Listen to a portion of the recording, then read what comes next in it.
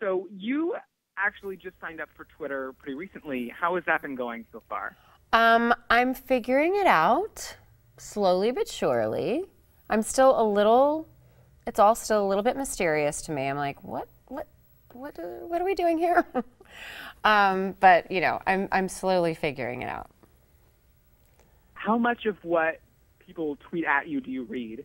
And if you do read it, what percentage of it is about your hair?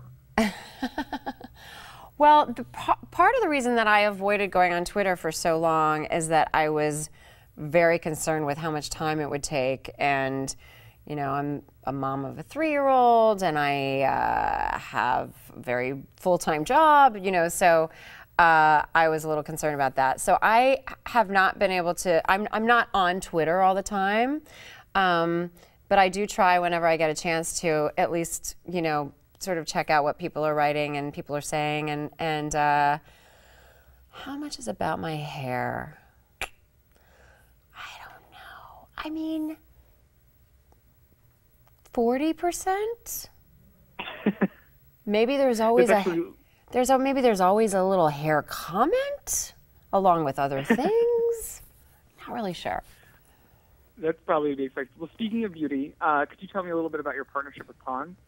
Yes, I've been working with Ponds, which has been really wonderful. I really like these guys because it's a very you know, very classic, iconic brand, and you know, I've really found in working with some of the products that everything's really multifunctional, and you know, it has integrity. Like, it really does what it says it's going to do. So the one that I've discovered recently is the cold cream cleanser, which is basically the cold cream that our moms used. I mean, it's been around forever, and it's so amazing. You know, it's sort of like, wait, why did we go do all these other things? Because this has always been so incredible.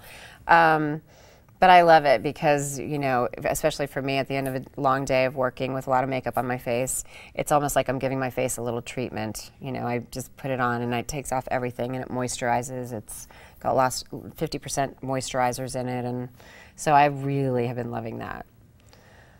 Well, switching gears here real quick, Michelle Obama is making an appearance on the May 7th episode of Nashville. What was that like working with her? Well, in full disclosure, she was not. I didn't actually get to work with her because she taped a recorded message for a concert that we did for the troops. But that was really cool. I mean, first of all, to have Michelle Obama be on our show was amazing. But then on top of that, we got to do a performance for the troops at Fort Campbell, which is an Army base right outside of Nashville.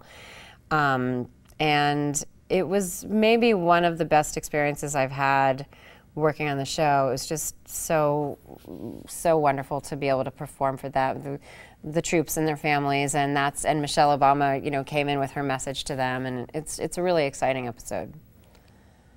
And there's just 3 episodes left this season. What can we expect from Raina and everyone else? Well, for Raina, you know, we've been sort of building to the release of her new album, and you know, I'm excited because I think we've spent a lot of time for her character, you know, really struggling with having a new label and trying to get that off the ground. And so now it's all kind of coming down to this album release. And so in our final episode, we get to see her finally release the album. There's a big performance at LP Field in Nashville, which is incredible, and it's a great moment for Raina. And we also get to for all the characters, we get to tie up a lot of loose ends. But then, of course, there's going to be a lot of mystery, a lot of twists and turns. As to be expected from this show. Well, hey, before I let you go, is there any word on season 3? We don't know yet. I feel good about it, but we'll see. Well, if Connie Britton feels good, then America feels good. Oh, I hope so. I hope America feels good.